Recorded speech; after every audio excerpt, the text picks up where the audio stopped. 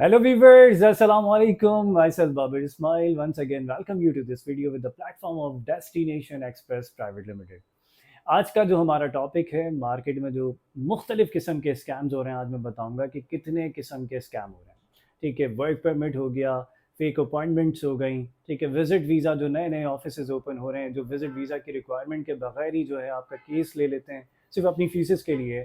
ठीक है, इसके अलावा आपका फेक स्टिकर लगा के डन बेसिस की भी आपको तलाश होती है। डन बेसिस की ख्वाहिश में जो है आप लाखों रुपए जो है वो गवा बैठते हैं। तो आज मैं इन सारी चीज़ों को हाईलाइट करूँगा। देखें, वर्क परमिट पाकिस्तान के जो मौजूदा हालात हैं, ठीक है, जो स्कैमर है उनको पता है कि हर बंदे की ख्वाहिश क्या है जो बेचारा सर्वाइव कर रहा है, ठीक है, कि उसको किसी भी वेल डेवलप्ड कंट्री का वर्क परमिट मिल जाए। यूरोप का मिल जाए, ठीक है, यूके का मिल जाए, यूएस का मिल जाए, कनाडा का मिल जाए। पाकिस्तान में बैठे बैठे आप कभी यूरोप में जो लोग हैं उनसे पूछें कि वहाँ पे उनको जॉब मिल रही है इजीली, तो आपको पाकिस्तान में बैठे बैठे कैसे मिलेगी। ठीक है, यहाँ पे दिखाते हैं जो स्कैमर हैं वो आपको कभी लग्जमबर्ग का दिखाते हैं, कभी लिथुनिया का दिखाते हैं, कभी जर्मनी का दिखाते हैं, कभी इटली का दिखाते हैं, कभी पोलैंड का दिखाते हैं। ठीक है, आपको डिफरेंट कंट्रीज़ के वर्क परमिट दिखाते हैं कि हमारे पास मुख्तलिफ़ किस्म की जॉब है, हेल्पर, क्लीनर, सिक्योरिटी गार्ड, ठीक है, कैशियर हो गया, आपका स्टोर कीपर हो गया, अलग अलग किस्म की जॉब है हमारे पास। और किसी के प्राइस जो हैं 10 लाख रुपए हैं, 15 लाख रुपए हैं, 25 लाख रुपए, अलग अलग रेट हैं। ठीक है, हाफ अमाउंट वो पहले ले लेते हैं या 2-3 इंस्टॉलमेंट में आपसे पैसे लेते हैं। ठीक है, अमाउंट का जो टाइम है इसका पूरे प्रोसेस का वो 6 से 7 महीने बताते हैं और 8-9 महीने के बाद कभी कभार ऑफिस क्लोज भी हो जाते हैं। और इसी तरह के स्कैमर जो हैं आपके साथ स्कैम करने के बाद दूसरी जगह पे दूसरे नाम से ऑफिस ओपन करके सेम स्कैम कर रहे होते हैं।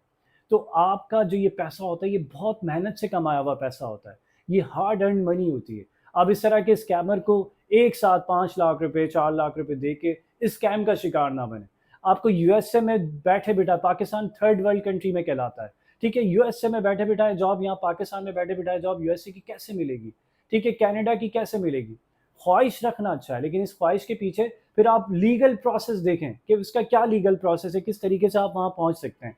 अगर आप एलिजिबिलिटी बनती है तो इमिग्रेशन के थ्रू जा सकते हैं, या आपकी एलिजिबिलिटी बनती है तो विजिट वीज़ा के थ्रू वहाँ पे पहुँच के जो है अपना, अगर इस तरह की ख्वाहिश है सेटलमेंट के लिए, आप खुद से हंटिंग कर सकते हैं कहीं पे। अगर आपको कोई अपॉर्चुनिटी मिलती है वर्क परमिट वगैरह की तो थ्रू लॉयर या थ्रू एम्प्लॉयर उसको कन्वर्ट करवा सकते हैं।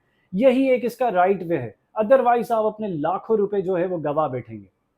ठीक है, आजकल जो है आपको पता है मार्केट में स्कैम विजिट वीज़ा, क्योंकि जगह जगह पे आपको पता है कि हर दूसरे दिन एक नया ऑफिस ओपन हो रहा है, ठीक है, नई कंसल्टेंसी के नाम से, और वो आपसे मिनिमल चार्जेस पे भी राजी हो जाते हैं। आप ये भी नहीं देखते कि वो कितना पुराना ऑफिस है, रजिस्टर्ड है भी या नहीं है, आपके रजिस्टर्ड इदारों से, एससीसीपी से रजिस्टर्ड है, आपका टैप से रजिस्टर्ड है, travel agent association of Pakistan, मुख्तलिफ जगहों से वो रजिस्टर्ड है या नहीं है। ठीक है, और उनके पास कोई सक्सेस, आपसे पहले किसी के केसेस उन्होंने सक्सेसफुली कंप्लीट कराए हैं या नहीं कराए। आप ये सारी चीज़ें स्किप कर जाते हैं। आप क्या देखते हैं कि यार ये मार्केट में सबसे कम पैसे ले रहा है, मैं इसी से केस कराता हूँ। वो पैसे भी ज़ाया हो जाते हैं, वीज़ा फीस भी ज़ाया हो जाती है, और आपका एक रिजेक्शन भी लग जाता है। क्या पता अगर आप किसी सही जगह से किसी क्वालिफाइड कंसल्टेंट के पास जाते और वो पूरी प्रोफाइल को इवैल्यूएट करता और अच्छे तरीके से आपका केस प्रेजेंट करता और सक्सेसफुली आपको वीज़ा भी मिल जाता। हो सकता है उसकी फीसेस ज़्यादा हों, लेकिन आपका केस ख़राब नहीं होता। ठीक है, तो यहाँ पे इस चीज़ से भी बचना है, क्योंकि इस तरह के जो लोग हैं जो नए ऑफिस खोल रहे हैं वो आपको रिक्वायरमेंट भी नहीं बताते कि आप रिक्वायरमेंट को मीट कर रहे हैं उस कंट्री की या नहीं कर रहे। क्योंकि आपको पता होना चाहिए कि अगर आप जिस कंट्री के लिए अप्लाई कर रहे हैं जॉब है या नहीं है, बैंक स्टेटमेंट है या नहीं है, इसका इस कंट्री के लिए आपका क्लोजिंग बैलेंस कितना होना चाहिए। तो कोई वैल्यूएशन नहीं होती, आपको सिंपल प्रोसेस बताते हैं, इतना इसकी वीज़ा फ़ी है, ये हमारी कंसल्टेंसी, और आप वो प्रोसेस अपना स्टार्ट करवा देते हैं और फिर अपने पैसे भी ज़ाया करते हैं और अपना टाइम भी ज़ाया कर देते हैं। इसके अलावा मार्केट में अभी फेक अपॉइंटमेंट बहुत चल रही है, फेसबुक में भरा पड़ा है। ठीक है, यूएसए की अपॉइंटमेंट चाहिए या जर्मनी की अपॉइंटमेंट चाहिए।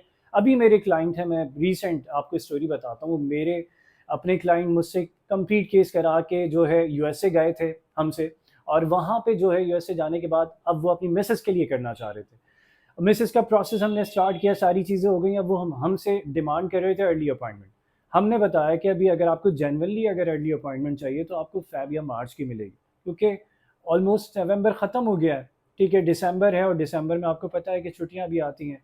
क्रिसमस हो गया, न्यू ईयर हो गया, इसी तरीके से जैन के स्टार्ट में भी छुट्टियाँ होती हैं। तो अगर आपको जनरली अगर अपॉइंटमेंट मिलेगी, ठीक है, वो फ़ेब या मार्च की मिलेगी। लकीली अगर कोई आपको स्लॉट मिल गया जनवरी का तो वो मिल जाएगा। लेकिन उन्होंने कहा कि मार्केट में तो बहुत सारे लोग जो हैं वो मुझे नवंबर का भी स्लॉट दे रहे हैं, दिसंबर का भी दे रहे हैं, उनके पास तो अवेलेबल है।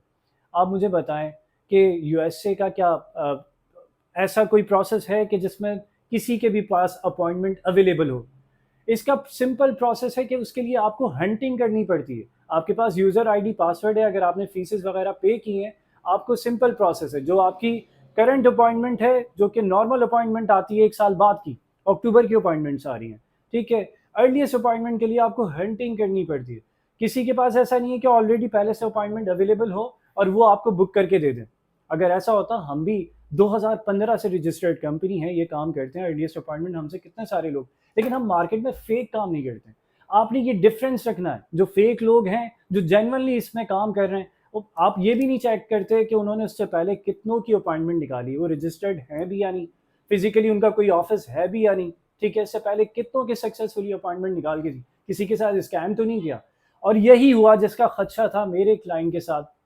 उन्होंने यूज़र आईडी पासवर्ड बहुत रिक्वेस्ट करके मुझसे, मैंने उनको दे दिया कि ठीक है आप ये ले लें अपना यूज़र आईडी पासवर्ड। उन्होंने उनको दिया, आप यकीन करें एक दिन भी नहीं लगा उनको, 3 to 4 आवर्स में उन्होंने यूज़र आईडी मतलब ईमेल एड्रेस ही चेंज कर दिया उनका, और उनके साथ वो ब्लैकमेलिंग करना स्टार्ट कर दी, पैसों की डिमांड कि हमने आपकी, अच्छा अपॉइंटमेंट भी दिखा दी, 24 नवंबर की अपॉइंटमेंट दिखा दी कि ये हो गई 25 नवंबर की, कि ये हमने आपकी बुक कर दी है, अब आप इतने पैसे दें, पैसे देंगे तो मैं आपको यूज़र आईडी पासवर्ड दे दूंगा, अदरवाइज नहीं दूंगा।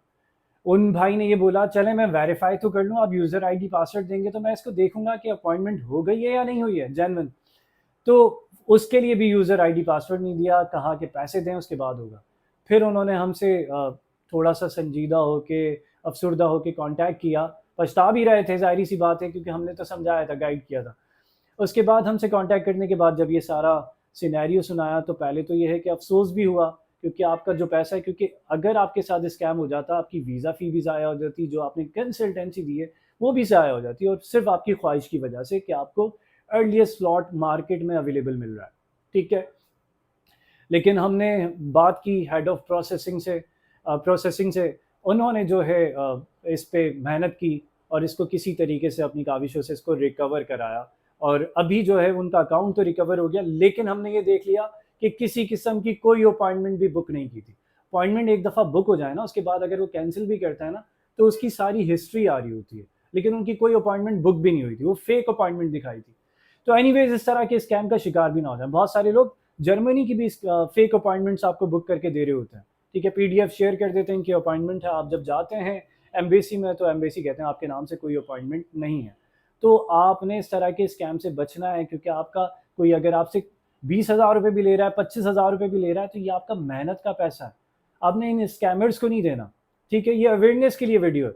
आपने हमेशा उन इदारों में राब्ता करना है जो रजिस्टर्ड हो, ठीक है, कितने टाइम से वो काम कर रहे हैं मार्केट में, ये सारी चीज़ें देख के अपना केस सबमिट कराना। इसके अलावा यहाँ पे मेरे ही एक क्लाइंट थे जिन्होंने कांटेक्ट किया हमसे, पंजाब में स्कैम हुआ। ये क्यों होता है स्कैम? उनके साथ जो स्कैम हुआ कि फेक स्टिकर लगा के दे दिया। ये क्यों होता है? जब आप ख्वाहिश करते हैं कि डन बेसिस में मेरा काम हो जाए, मैं बस पैसे दूं और मुझे कनाडा जैसी कंट्री का वीज़ा लग कर आ जाए। तो उन्होंने ये ख्वाहिश की और 10 लाख रुपए पहले ले लिए उन्होंने कहा कि आफ्टर वीज़ा जो है मैं आपको जब पासपोर्ट कलेक्ट करने आएंगे, वीज़ा देखेंगे, उसके बाद आप मुझे 10 लाख रुपए दीजिएगा। स्टिकर तो लगा दिया उन्होंने 1 हफ्ते के अंदर, कनाडा जैसी कंट्री का, ठीक है, और वो 20 लाख रुपए दे दिए। जब स्टिकर लगाया, बाद में जाके उसको वेरीफाई किया तो वो फेक स्टिकर था। आप उस बेसिस पे जो है एयरपोर्ट से वापस ही आ सकते हैं, आपकी टिकट के पैसे भी ज़ाया होंगे, ठीक है। आपके जो आपने 20 लाख रुपए, ये बहुत मेहनत से कमाते हैं, एक-एक रुपया, कैसे दे सकते हैं आप इस तरह के स्कैमर्स को ये पैसा? ठीक है, आप जब एम्बेसी में जा नहीं रहे खुद से, ठीक है, कोई चीज़ सबमिट कराने या कोई चीज़ एम्बेसी से जाके कलेक्ट करने, तो कैसे यकीन कर सकते हैं कि जो उस पे वीज़ा लगा होगा वो ओरिजिनल वीज़ा होगा, ठीक है? कैसे आप यकीन कर सकते हैं? तो इस तरह के स्कैमर से बचने के लिए जो मुस्तनद इदारे हैं, जो यहाँ पे काम कर रहे हैं सालों से, ठीक है, मैं आपको अपनी कंपनी के हवाले से बताता हूँ, डेस्टिनेशन एक्सप्रेस प्राइवेट लिमिटेड। हम 2015 से काम कर रहे हैं। हम किसी भी जो है वर्क परमिट पे काम नहीं करते, हम किसी भी जो है डन बेसिस प्रोग्राम पे काम नहीं करते, हम लीगल प्रोसेस आपका जो है वो अप्लाई करते हैं विजिट वीज़ा के हवाले से।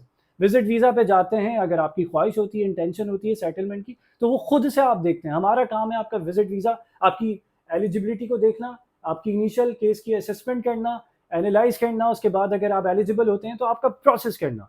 आपका वीज़ा सक्सेस और कोई डन बेसिस पे नहीं होता, क्योंकि वीज़ा देना ना देना एम्बेसी की जिम्मेदारी होती है, ठीक है, एम्बेसी से आपको मिलता है, डन बेसिस पे नहीं होता। देखें, हर कंट्री की रिक्वायरमेंट होती है, आप रिक्वायरमेंट को मीट करते हैं ना, उसमें आपके चांसेस हैं कि वीज़ा मिल जाए। रिक्वायरमेंट मीट नहीं करते, 100% आपका वीज़ा रिजेक्ट हो जाता है। जो कि आजकल ये जो नए ऑफिस ओपन हो रहे हैं, वो आपकी रिक्वायरमेंट को बिल्कुल भी नहीं चेक करते, इग्नोर कर देते हैं सिर्फ अपनी फीसेस के लिए।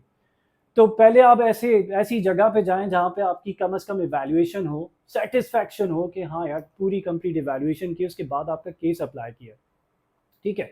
तो ये फर्स्ट पार्ट है स्कैमर्स के हवाले से। इंशाल्लाह आपको सेकंड वीडियो भी मिलेगी। तो इसके लिए आपका बहुत शुक्रिया, थैंक यू।